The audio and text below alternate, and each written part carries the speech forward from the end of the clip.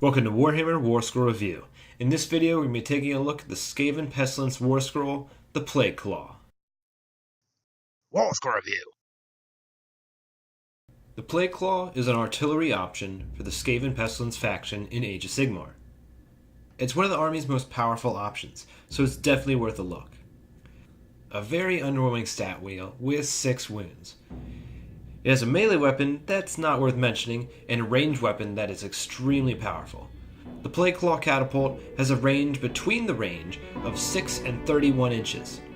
Being that its move is 3 inches, as long as it's not in combat, it will be able to get into the minimum range to fire, no problem.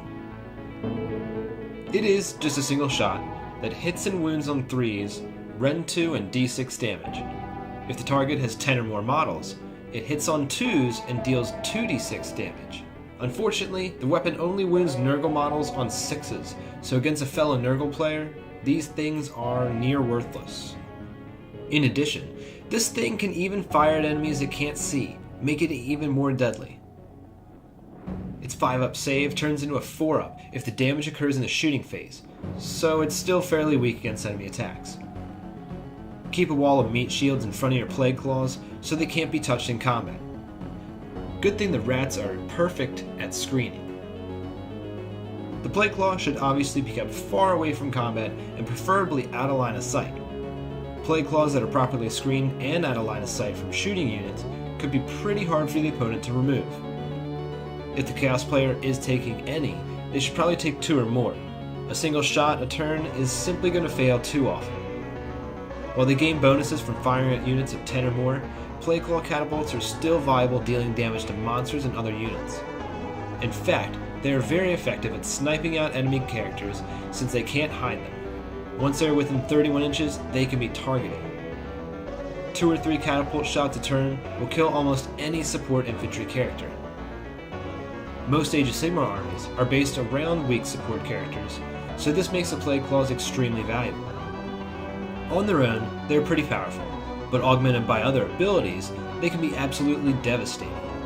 One of the Plague Furnaces buffs can target a single Plagueclaw and allow it to reroll wound rolls.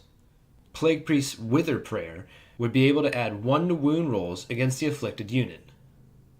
Epidemius gets mentioned a lot in Nurgle videos, and his buffs would be great on the Plagueclaw. Unfortunately, the Plagueclaw catapult's long-range shooting is likely going to be most influential in the beginning of the game, and the Tallyman's abilities are geared towards endgame strength. Outside of a Clan Pestilens army, a Plagueclaw could be rerolling wounds with Orgoth's Demon Spew's command ability. Inside Clan Pestilens, the command trait, Architect of Death, would have the awesome ability of allowing all Plagueclaws within 6 inches of the bearer to reroll wound rolls of 1. This command trait is by far the most beneficial when taking even 1 catapult. The other really powerful augment to the Plagueclaw's abilities includes them in a Foul Rain Congregation. This is a battalion Warscroll that costs a solid 200 points that includes 1 Plague Priest and 3 Plagueclaws. This battalion is highly recommended and really makes the catapults terrifying. The battalion would add 1 to wound rolls for catapults within 13 inches of the priest, and reroll to wound rolls against enemy units already targeted by another Plagueclaw earlier in that phase.